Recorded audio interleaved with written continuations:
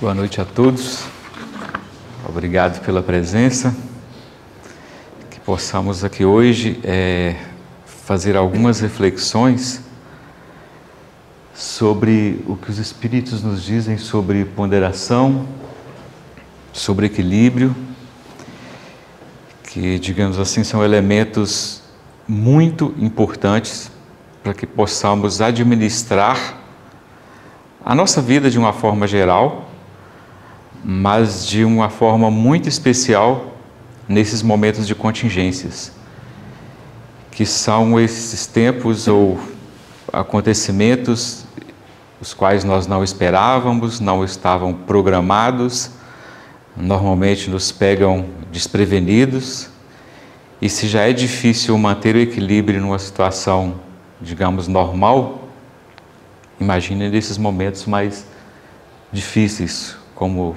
a pandemia, que ainda estamos vivendo, felizmente numa situação bem melhor agora, mas se a questão sanitária está bem melhor, nós continuamos vivendo consequências diversas que essa pandemia nos trouxe, seja do lado emocional, do lado psicológico, ainda tem muita gente sofrendo, do lado financeiro, muita gente perdeu o emprego, alguns já estão recuperando, mas num patamar de renda bem inferior que era antes, e numa situação de inflação muito elevada, que também não estávamos tão acostumados, principalmente essa geração de 20, 30 anos de idade, é uma geração não habituada a conviver com essa inflação que estamos vivendo hoje. Que a cada dia vamos ao supermercado, a um sacolão, onde a gente compra verduras e frutas e percebemos um preço diferente. E também é uma outra contingência que pegou muita gente desprevenida no momento de renda menos elevada e desemprego. E quando a gente fala em equilíbrio, muitos tendem a achar que viver em equilíbrio é estar ali sempre calmo, nada de muito diferente acontecendo, mas não é exatamente bem assim. A vida, o planeta, todo o universo está sendo construído, está em evolução. E as coisas vão acontecendo, às vezes com mais intensidade, às vezes com menos intensidade. E estar em equilíbrio, de certa forma, é nos mantermos administrando nossa vida de forma controlada diante dessas turbulências que vão acontecer de tempo em tempo, elas acontecem. Mas esse equilíbrio, de forma alguma, ele subentende algo parado. A vida é dinâmica. Esse equilíbrio acontece num processo de movimento. Por isso que eu trouxe essa frase atribuída ao cientista Albert Einstein, de que viver é como andar de bicicleta. É preciso estar em constante movimento para manter o equilíbrio. Como o Raul Seixas nos diz em uma música, não pense que nossa cabeça aguenta se nós pararmos. Não adianta. O dia que a gente falar assim, eu vou parar tudo, a gente pira, porque o mundo vai continuar, o universo, o cosmos vai continuar produzindo, fatos continuarão acontecendo, e se nós pararmos, vai ser muito mais difícil administrar essa situação. A roda da vida continua girando. Embora em certos momentos, como no início da pandemia, foi necessário para muitos pararem suas atividades, ficar em casa até para entender o que estava acontecendo, foi necessário e efetivamente necessário fazer isso, mas mesmo essa parada, mesmo nesse momento de parada, tinha muita gente trabalhando acima da média, cientistas, médicos, enfermeiros, o pessoal que trabalha com transporte, para suprir essas necessidades básicas de produção de energia, de alimentos, para que a vida de todos não parasse. E mesmo quem estava em casa, a cabeça estava ali, a mil, meu Deus, o que vai acontecer? Eu tenho risco de ser contaminado pela Covid, o risco de não saber o que vai acontecer com o emprego no dia seguinte. Então a vida, ela está em constante movimento. E por isso a necessidade de ponderação que se faz pensando. Essa ponderação nós precisamos pensar o que é bom, o que não é em determinado momento de nossas vidas, para depois construirmos o equilíbrio, dando peso àquilo que é mais ou menos importante para nós em determinado momento. E embora eu tenha falado nesse sentido mais macro, digamos assim, que atinge a todos, como a pandemia, a inflação, mas cada um de nós temos as nossas turbulências pessoais, os nossos desarranjos, as situações mais íntimas, as situações pessoais, familiares, que também nos atingem e que em determinados momentos elas às vezes acabam ficando, como nesse da pandemia, em segundo plano, porque a gente tem uma situação tão grande para administrar que outras questões também muito importantes acabam ficando para um segundo plano. E do ponto de vista histórico, a gente percebe que até os cristãos, quando Cristo veio à Terra, ele trouxe as mensagens dele, ele foi crucificado serenamente ali, no momento de extrema turbulência, ele sendo açoitado, perseguido por suas ideias, foi crucificado e manteve a serenidade naquele momento importante da vida dele, importante para a humanidade. Outros cristãos, ao longo da história, principalmente nos primeiros séculos depois de Cristo, foram perseguidos, foram crucificados como Cristo, alguns foram queimados vivos, principalmente dentro do Império Romano, e muitos deles foram queimados serenamente, mantendo equilíbrio, tendo a certeza da fé em Deus e de que a vida continuava. Então, talvez não tenhamos essa força dos cristãos daquela época, mas precisamos voltar para dentro de nós e entender o que é realmente importante, até onde podemos ir, quais são os nossos limites, para construirmos esse equilíbrio. Eu trouxe aqui alguns conceitos do dicionário mesmo, do que é equilíbrio, ponderação e contingência, para a gente entender um pouco melhor do que estamos falando. O primeiro conceito de equilíbrio que o dicionário Ruais traz, ele vem da física, dizendo que é uma condição de um sistema físico no qual as grandezas que sobre esse sistema atuam se compõem, para não provocar nenhuma mudança em seu estado. Mas esse primeiro conceito, digamos que ele não se adequa tanto ao conceito ao que a gente trabalha dentro da doutrina dos espíritos, porque nós trabalhamos evolução. Nós trabalhamos universo em evolução, vidas em evolução. Não o conceito de manter um estado de que nenhuma mudança ocorreria. É exatamente o contrário. A única certeza que temos é que tudo está em permanente mudança.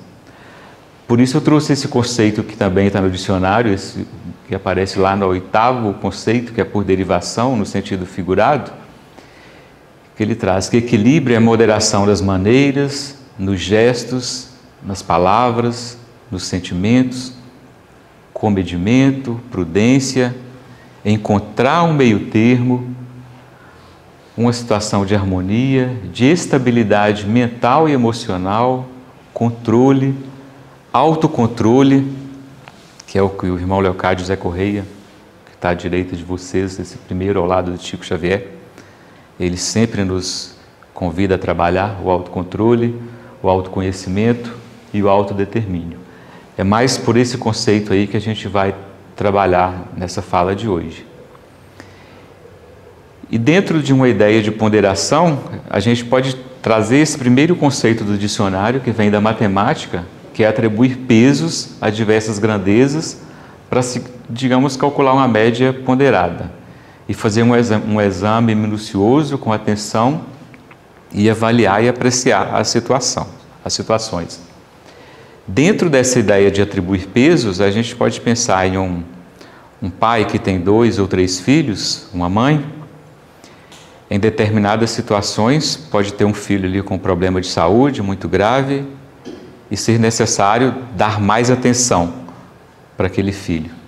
Digamos que, neste momento, o pai está dando mais peso, fazendo uma ponderação para dar mais atenção àquele filho que está mais necessitado de atenção naquele momento. Ao mesmo tempo, na nossa vida, quando nós estamos sem emprego, vivemos num sistema capitalista, precisamos de trabalho, de sobreviver, de produzir. Quando estamos sem emprego, é quase nossa prioridade. A nossa atenção, a nossa ponderação, os pesos vão ali. Principalmente se não temos um familiar ou alguém que nos sustente, o peso vai muito para essa questão financeira. E nessa situação de contingência, que são situações em que fatos podem acontecer ou não, a possibilidade de que algo aconteça ou não, de fatos imprevisíveis ou fortuitos que escapam totalmente ao nosso controle, como aconteceu na pandemia. Na pandemia, a gente estava vivendo uma situação, digamos, mais tranquila, ninguém esperava, apesar de ter acontecido em várias outras pandemias, em vários momentos da história, mas veio inesperadamente, não estava previsto, não tinha data para acontecer, e nos pegou ali de surpresa e tivemos que reagir, de fazer alguma coisa, administrar da melhor forma possível essa situação inesperada. Então a gente vai utilizar aqui esse conceito de equilíbrio de derivação, essa questão de termos moderação das nossas maneiras, de comedimento, prudência, no sentido de ponderação, de atribuir pesos a diversas grandezas, para administrar essas contingências. Vocês podem olhar para dentro de vocês e tentar fazer um exame, buscar ali essas situações que vocês já passaram e que possivelmente já os fizeram talvez chegar perto de perder o controle, ou se não perderem o controle. Eu estou vivendo uma situação a minha mãe passou por uma cirurgia e requer atenção 24 horas por dia, pelo menos nesses primeiros dias da pós-cirurgia. Com fé em Deus, daqui a uns 10 dias ela já vai estar bem e não vai requerer tanta atenção assim. E a gente precisa de preparar tudo, levar a alimentação, dar na mão, levar no banheiro para fazer as necessidades, trocar roupa, banho. E nessas situações é impressionante como para alguns, e como eu, é fácil perder o controle, de não ter paciência com essas situações. E aí eu vejo com extrema admiração aqueles que estão ali, como uma irmã que eu tenho, que ela fica ali com todo carinho, brinca, fala manso, cuida, leva uma coisa, não está bom, o paladar não pediu aquele alimento, vamos lá, prepara outro. E é impressionante como algumas pessoas já atingiram, digamos, esse patamar, estão colocando à prova essa paciência, a serenidade, com toda a humildade ali de exercer esse bem tão precioso, que é uma construção individual e que são as construções mais importantes da nossa vida, porque é o que a gente leva para a eternidade. São essas questões mais abstratas: serenidade, paciência, equilíbrio, capacidade de ponderar, que é o que é mais importante para nós. E no Livro dos Espíritos, na pergunta 715, foi perguntado como o homem poderia conhecer o limite do necessário.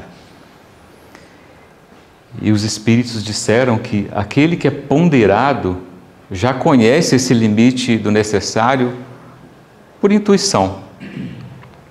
às vezes quase sem muito esforço, nós estamos ali no nosso dia a dia e em situações cotidianas, até na hora de comprar um sapato, comprar uma roupa, de sair de casa para ir ao supermercado, ou ir a uma festa, ou dar atenção para alguém, a gente já tem essa ideia do que o que é realmente necessário, o que eu preciso neste momento, o que esse irmão que precisa de mim agora está precisando. Que muitos de nós já conhecemos esse limite por intuição, mas outros, e talvez aí a maioria, só chegam a conhecê-lo por experiência e à sua própria custa. É com muito esforço, com muito sacrifício.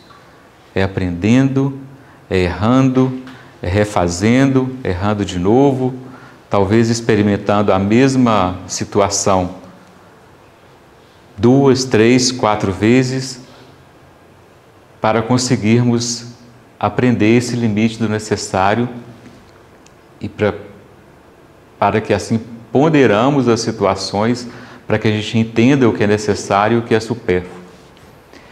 E no Evangelho segundo o Espiritismo, no capítulo 17, os Espíritos nos disseram que se não ultrapassássemos o limite do necessário na satisfação de nossas necessidades, não apanharíamos as enfermidades que resultam dos excessos.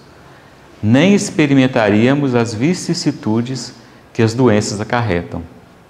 Se colocássemos freios à nossa ambição, não teríamos de temer a nossa ruína. Então, tanto o Livro dos Espíritos quanto o Evangelho segundo o Espiritismo, em vários momentos eles não trabalham essa questão de pecado, de que a gente vai ser condenado por um pecado que a gente cometeu. Mas eles trabalham o tempo todo a necessidade de voltarmos para nós, para voltarmos para a nossa consciência, de fazermos autoconhecimento, entendermos o que estamos fazendo com nossas atitudes e que seriam excessos, para nos educarmos diante dos excessos. E aí a gente pergunta, diante dessa contingência da pandemia, o que a gente efetivamente, o que cada um de nós efetivamente aprendeu?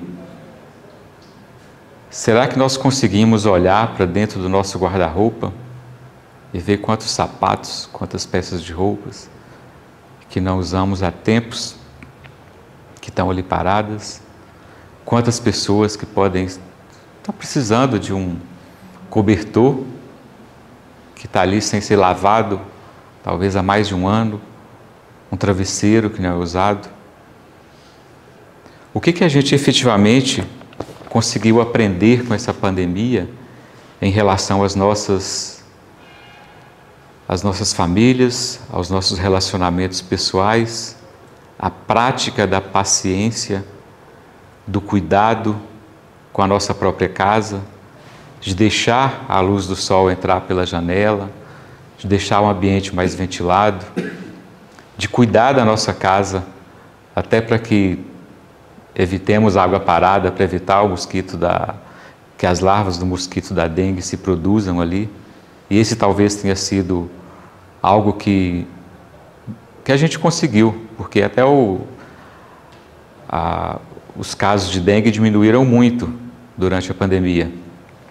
E parte dessa diminuição é atribuída ao cuidado que as pessoas começaram a ter com a própria casa, ao apego com as plantas, ao cuidado com o que se pode nos trazer mais saúde e a preservação do nosso próprio equilíbrio.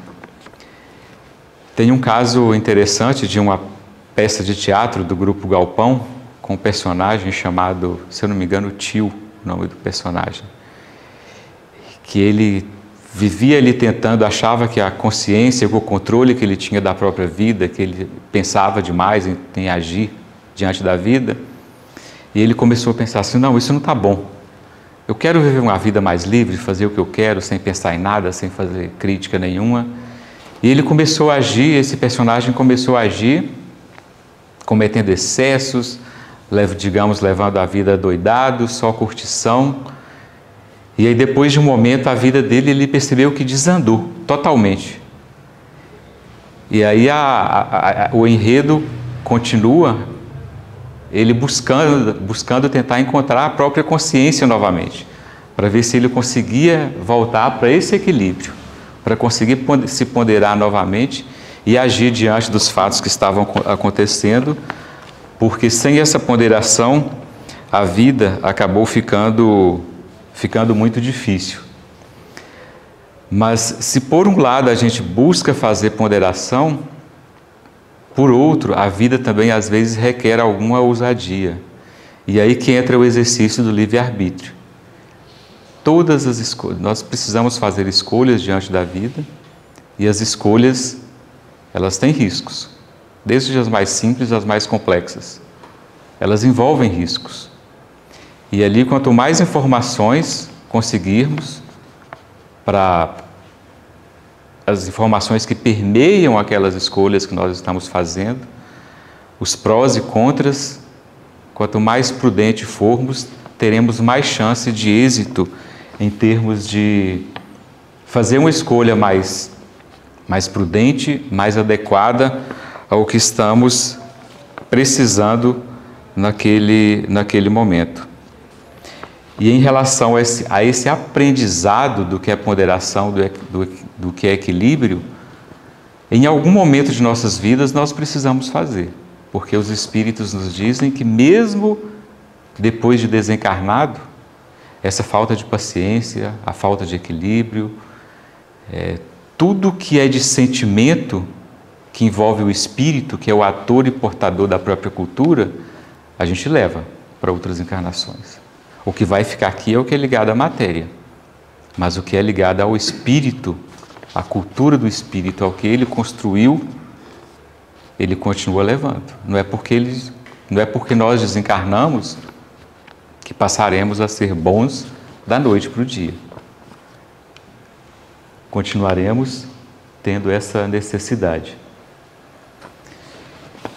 E no livro Espiritismo e Exercício Mediúnico, a Marina Fidelis, que é um dos espíritos também que trabalha conosco nessa casa, está à esquerda de vocês aqui, ela nos traz algumas ideias sobre como sustentar esse equilíbrio, de que ela traz a ideia de que o processo crítico, que é essa análise de refletirmos, fazermos ponderação, reflexão e até meditação, voltarmos para dentro de nós, ele é um elemento básico que sustenta o nosso equilíbrio.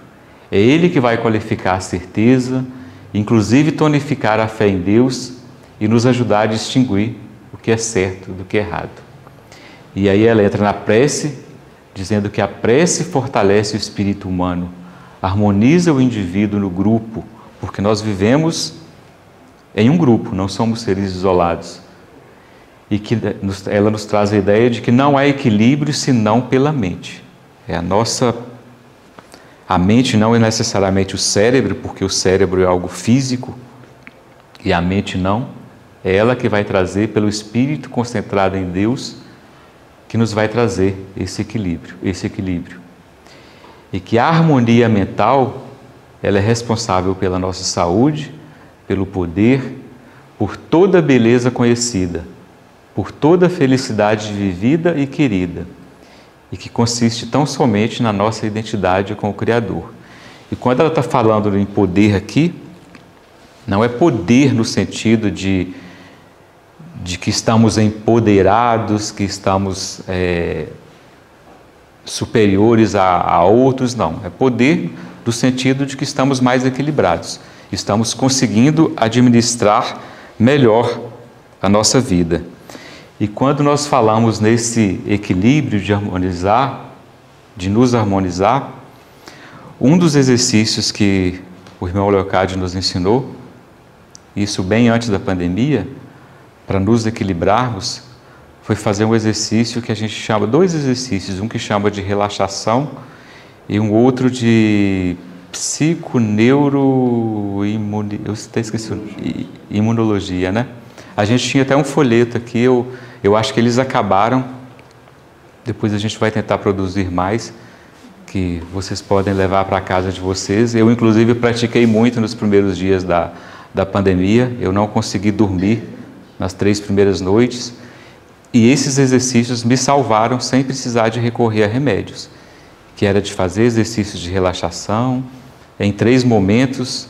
No início, pensando mais em trazer para a nossa mente aqueles momentos mais afetivos que nos faziam serenizar, como pensar nas referências fortes que quem teve convivência com avós, esse carinho que o avô traz para a gente, avô e avó, esses momentos de poder pisar numa grama, de abraçar alguém, e depois de concentrar mais mesmo numa respiração mais profunda, pensando nos problemas que são importantes para nós, e um terceiro momento, pedindo a Deus alternativas, concentrando o pensamento em Deus, para nos ajudar a resolver esses problemas.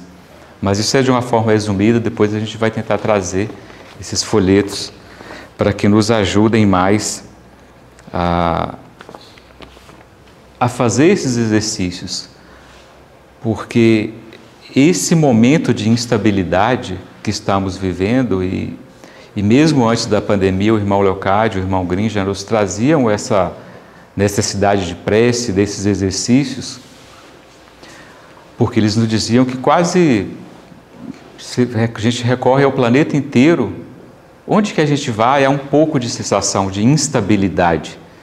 A gente vai para os Estados Unidos, a gente tem visto, e continua assim ainda, vendo vários fatos de tiroteio em escolas, na Europa, guerra, na Ásia, na África, aqui na América Latina, algumas instabilidades políticas.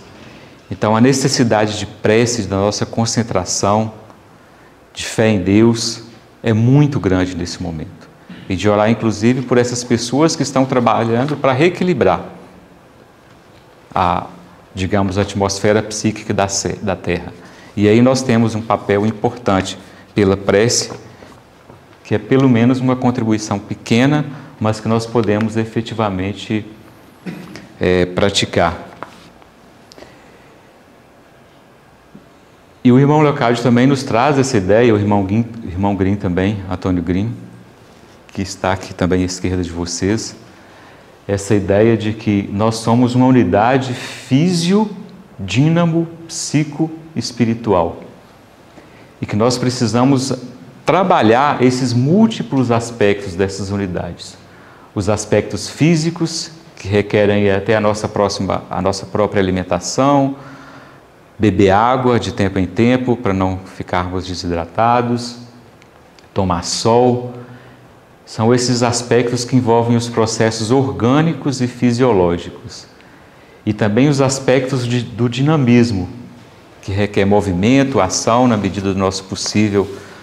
Fazer uma caminhada é o mínimo que nós podemos fazer para não deixar o nosso corpo ficar ali adormecendo. Aspectos psicológicos, que envolvem os processos mentais e comportamentais. E aí a gente conseguir filtrar o que faz bem para o nosso pensamento, o que faz bem para a nossa mente, o que faz bem para o nosso psicológico. Isso envolve até noticiário, televisão, jornais, internet, o que a gente acessa e que nos faz bem. Aspectos espirituais, que é nos enxergar como ator e portador da nossa cultura, é o ser humano considerado em todo o nosso sentido de existir. Esses aspectos espirituais é nós voltarmos para Deus, para o nosso Criador, para a nossa origem, conversar com Deus sobre aquelas questões que só Ele consegue nos entender e que às vezes nós temos coragem de conversar somente com Ele. E pensar nas unidades funcionais, que são os grupos sociais que envolvem o aspecto biológico da própria família, o aspecto pedagógico, que é a escola, que é onde buscamos muito aprendizado, questões políticas, que envolve Estado, a construção do Estado, aí, do município, o próprio Estado, aqui, pensando na Constituição do Brasil e o próprio país, o aspecto econômico, que envolve trabalho, a nossa busca por uma remuneração, por algo que nos dê sustentação, o aspecto recreativo, lazer, e o cultural, que envolve o espiritual. E para muitos de vocês, podem ser surpresa ver aqui a gente tratar de questões de escola, política, Estado, economia, lazer, cultura. Mas quando a gente fala de espiritismo, de doutrina dos espíritos, nós estamos falando de ciência, de filosofia e religião. E quando a gente vai nas obras básicas da doutrina dos espíritos, quando a gente vai nas obras do Chico Xavier, com Emmanuel, com André Luiz e com outros, quando a gente vai nas obras do Maurício Rodrigues da Cruz, com Marina Fidelis, Antônio Green, com o irmão Leocádio, a gente vai ver todos esses aspectos. Falar de espiritismo é falar de vida. Não é só falar de comunicação com outros polissistemas, tentar comunicação com quem já desencarnou. É falar de vida. Quem somos nós, onde estamos, o que estamos fazendo, por que as coisas acontecem e entendermos por que os desequilíbrios acontecem e encontrarmos alternativas. E dentro dessa ponderação que os espíritos nos convidam a fazer, que é dar peso àquilo que é importante para nós, nós buscarmos dentro de nós onde nós estamos, onde cada um de nós precisa atuar para manter ou restabelecer o equilíbrio. Dentro do espiritual, a nossa relação com Deus, com os nossos irmãos, a educação do nosso pensamento, até onde nós estamos esforçando para fugir dos pensamentos que geram tristeza, ansiedade, a organização da nossa casa, do nosso quarto de dormir, deixar um ambiente mais limpo, mais arejado, um ambiente que permite ali uma leitura, que permite um sono de qualidade, que permite um sono restaurador, para que no dia seguinte estejamos prontos para o nosso trabalho.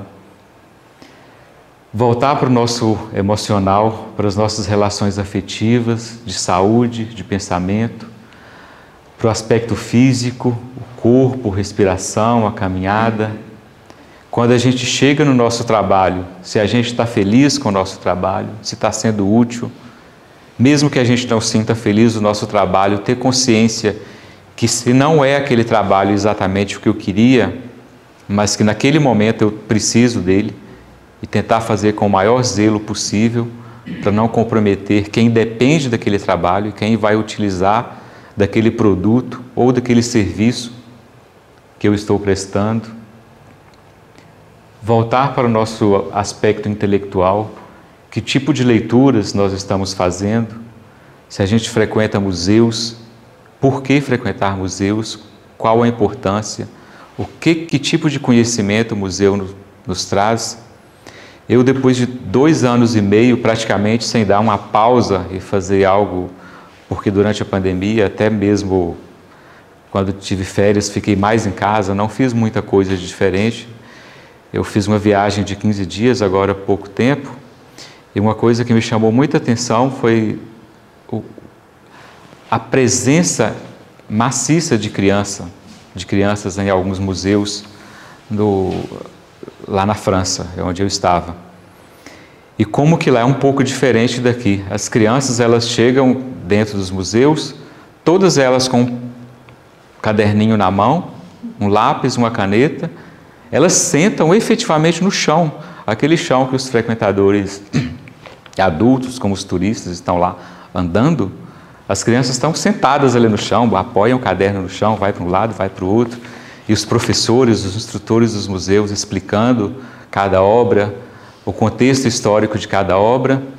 E eu fiquei imaginando aqui no Brasil que muitos pais aí, será que muitos pais admitiriam ver seus filhos sentados no chão de um museu, ali onde que todos estão pisando? Não estou dizendo que é certo ou errado, mas que lá eles têm uma visão muito diferente desse sentido. E que parece estar dando certo, porque eles têm um sistema de educação, de conhecimento da vida e algumas reflexões interessantes sobre a vida. Em relação ao lazer, se a gente está tendo algum tempo para relaxar. Em relação à questão financeira, se a gente está gastando apenas o que tem, se o endividamento que a gente está fazendo é comportado diante do orçamento ou da receita que temos. Em relação aos aspectos sociais, a família, amigos, e o equilíbrio do nosso pensamento, que é um dos convites que o irmão Leocádio nos faz, de manter essa temperatura psíquica da Terra, de melhorar, né, essa temperatura psíquica, para buscar o equilíbrio entre as nações, entre todos e entre a própria natureza. Certa vez, nessa relação aí de restabelecer o equilíbrio do afetivo, do que é importante para nós, a irmã Marina Fidelis nos fez um questionamento sobre como as crianças, aqui no Brasil principalmente, estão gastando tanto tempo, isso as pesquisas dizem, e que não só as crianças, mas adultos também no Brasil, gastam muito tempo com celular, com computador, com jogos eletrônicos, e ela nos fez a pergunta, onde que está a alegria dos jogos eletrônicos? Desses meios que as crianças estão utilizando. Que ela vê ali talvez mais um passatempo, mas não algo que efetivamente produza alegria para as crianças.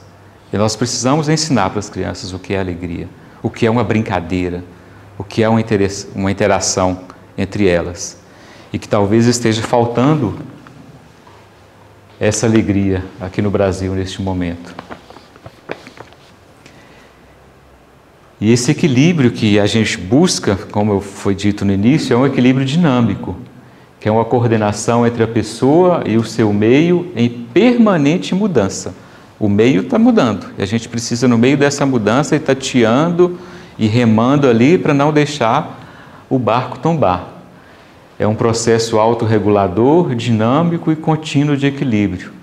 Processo de equilíbrio entre o que o ser compreende e o que ele experiencia em seu ambiente.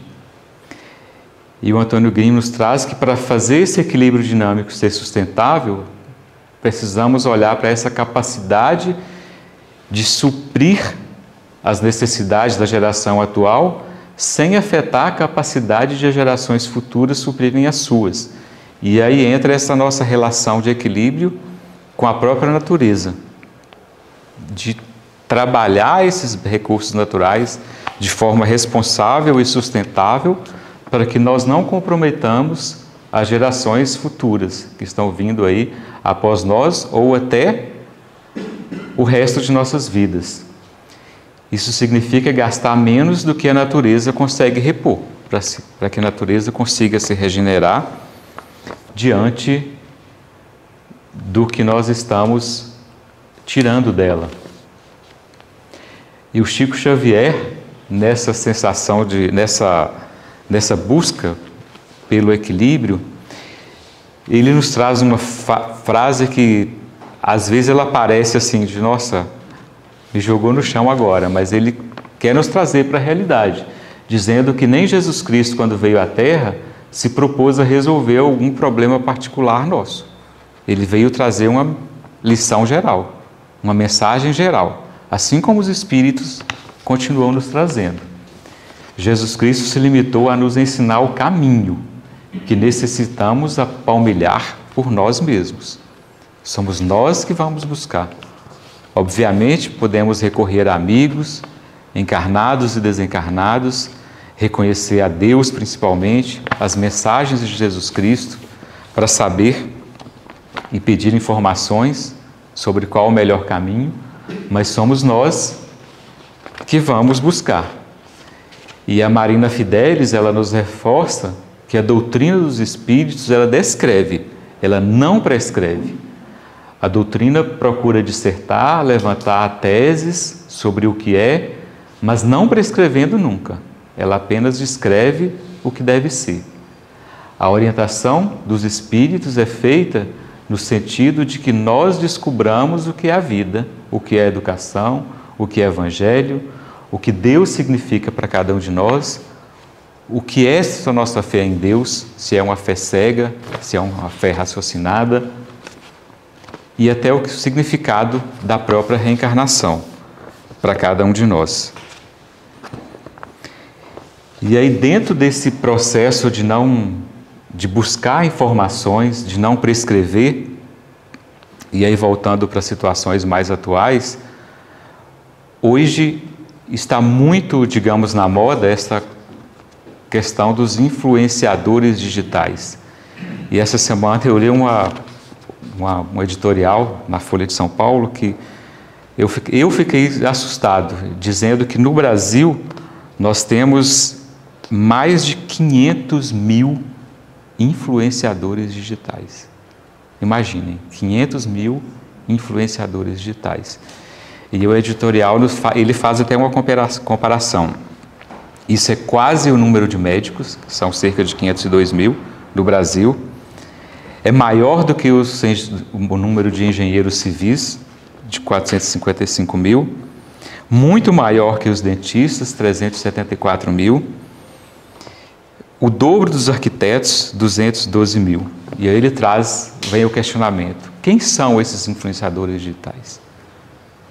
O que eles estão trazendo de mensagem para nos influenciar e principalmente influenciar adolescentes e crianças? Porque é lá que eles querem agir mais. É lá que eles agem mais. E aí o editorial ele traz um exemplo do Cristiano Ronaldo, que ele tem 517 milhões de seguidores. E que aí muita gente, isso é o dobro da população do Brasil. E o que as pessoas desejam seguindo o Cristiano Ronaldo? E aí eles trazem que, olha, muitos queriam ter o aspecto físico, o potencial que ele tem, o desempenho que ele tem, e não podem. Mas aí o que acontece? As pessoas vão copiar o gel que ele usa, vão copiar a sobrancelha que ele usa, vão olhar a granola, até o exemplo que eles trazem aqui, o macarrão com granola que ele utiliza. E depois o editorial continua dizendo que muitos desses influenciadores digitais são inclusive animais, são cachorros.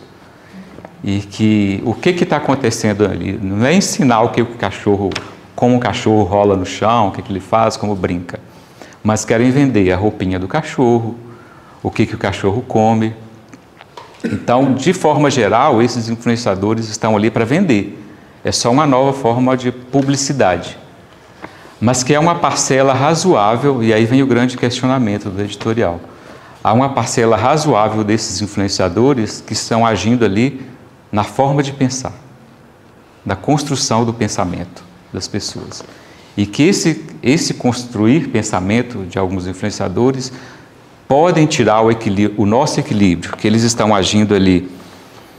Ele traz os exemplos ali de que muitos estão vendendo ódio, vendendo mentiras, e a gente sabe que isso está acontecendo, que muitos estão ali agindo para fazer as pessoas brigarem entre si, irmãos brigando com irmãos. Então esse é o grande cuidado que a gente tem que ter em relação principalmente nossos filhos, adolescentes, crianças, para ver onde que eles estão, quem que eles estão seguindo e o que pensa e principalmente como esses influenciadores estão tentando agir para influenciar o pensar dessas nossas crianças e desses nossos adolescentes. E isso principalmente porque quando a gente já traz um pensamento que nos tira um equilíbrio, esse pensamento de ódio, esse pensamento de fazer os irmãos brigarem entre si, quando nós estamos em uma situação de contingência, ainda se torna muito mais nocivo.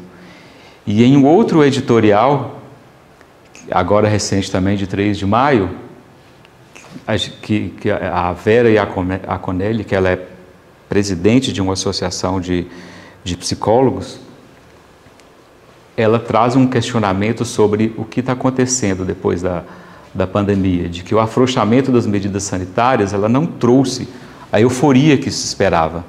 Até porque muitos agora podemos sair de casa, não estamos usando máscara, isso é ótimo, é muito bom. Graças a Deus e aos cientistas, estamos muito mais tranquilos, podendo nos sentir mais confortáveis, mas para muitos ainda nem tanto. Depois de 2 anos sem aulas presenciais, sem festas, sem encontros, que isso não voltam. Esses 2 anos que as crianças ali entre 6 e 8 anos, entre 8 e 10 anos, é uma fase que não volta mais na vida dessas crianças. É um tempo que se foi, que elas ficaram em casa. Não vai voltar. Os 660 mil mortos não voltam. Muita gente continua triste, muita gente continua vivendo luto e continuam precisando da ajuda de muitos de nós.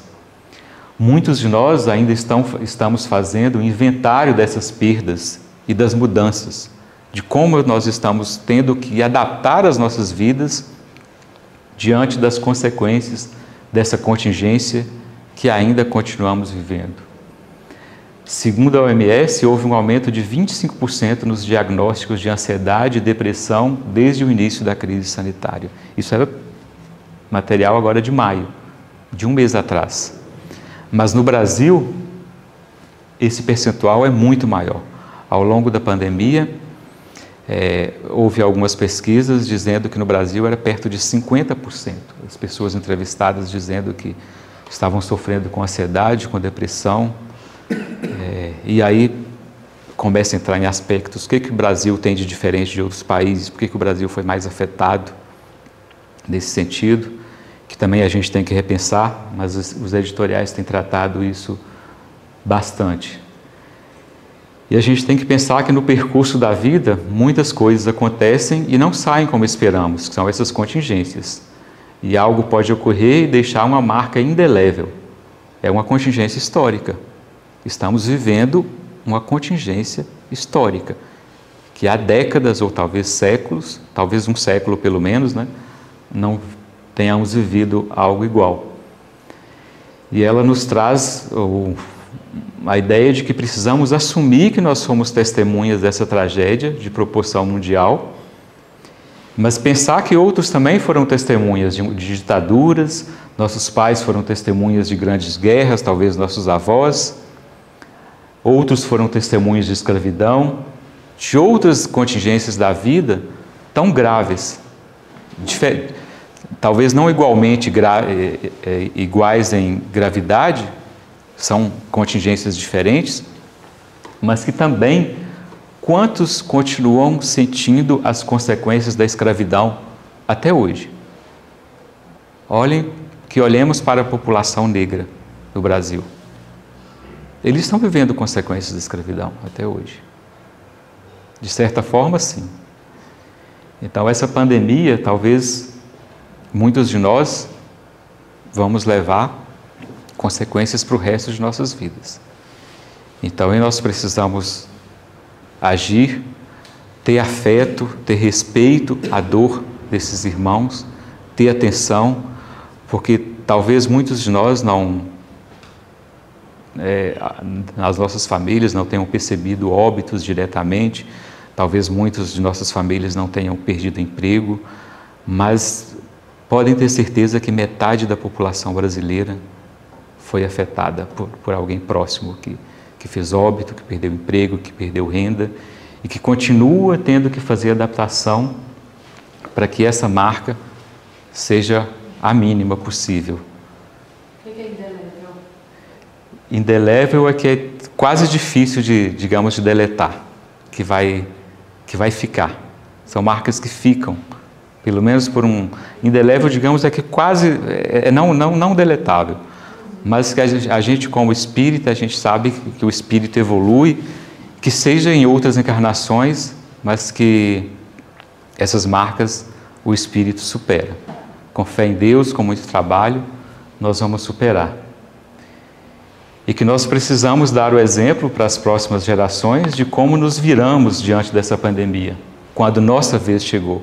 Foi a nossa vez de viver o que outras gerações viveram com ditaduras, com guerras, com escravidão e com outras contingências. Como que nós agimos? Não com heroísmo ou com bravata, mas assumindo que isso não tem volta. que essa contingência que a gente passou, esse período que crianças passaram fora de aula, que é algo muito difícil de recuperar. E que de agora para frente nós temos um trabalho grande de recuperar esse afetivo, de recuperar essas relações sociais, de auxiliar crianças e adolescentes que muitos continuam tendo medo de sair de casa, tendo receio, voltas à máscara, medo de lugar fechado, são as fobias, né, que aumentaram, como a gente viu aqui, ansiedade, depressão, essas fobias. Então são marcas que a gente vai continuar trabalhando como espíritas, a gente sabe que isso vai ser superado, mas que a gente precisa de ter paciência, ter ponderação, agir com equilíbrio diante das dores, dos sentimentos dos irmãos que nos procurarem ou das nossas famílias, porque não é algo que se supera facilmente. É algo que fica por algum tempo, mas que com fé em Deus, com esse trabalho do equilíbrio psico, dínamo, bio, que é trabalhar o nosso lado efetivo, o nosso lado afetivo, físico, espiritual, psicológico, essas marcas vão sendo reduzidas ao longo do tempo e vão sendo administradas. Eu sei que não é algo fácil, talvez não seja uma ideia tranquila de se pensar nesse momento. A gente ainda está vivendo uma pandemia, mas como espíritas, como seres humanos, é algo que nós precisamos pensar como que nós vamos agir, ter paciência com nós mesmos, não nos crucificar diante da falta de paciência que às vezes temos com as situações que ainda não aprendemos a conviver com elas, e saber que não é porque já estamos tranquilos, muitos de nós tranquilos para não usar máscara, mas tem muitos que ainda não estão. Tem muitos que perderam famílias, perderam pessoas queridas. Eu conheço pessoas que, dentro de uma família de tios, primos, avós, perderam 6 pessoas. Você imagina a dor dessas pessoas, que elas estão passando. Então é com fé em Deus, com administração, com equilíbrio, com ponderação, que nós vamos continuar caminhando e nos administrando. Era essa mensagem que eu gostaria de deixar para vocês, que tenhamos fé em Deus, que pensamos em Jesus Cristo, o quanto que Ele sofreu ali naquela cruz, outros cristãos que sofreram, nos nossos irmãos que sofreram com outras contingências e que continuam sofrendo em outras gerações, como o caso da escravidão, mas que nós somos capazes de superar, somos fortes. A ciência nos ajudou muito dessa vez, mais do que em outras pandemias.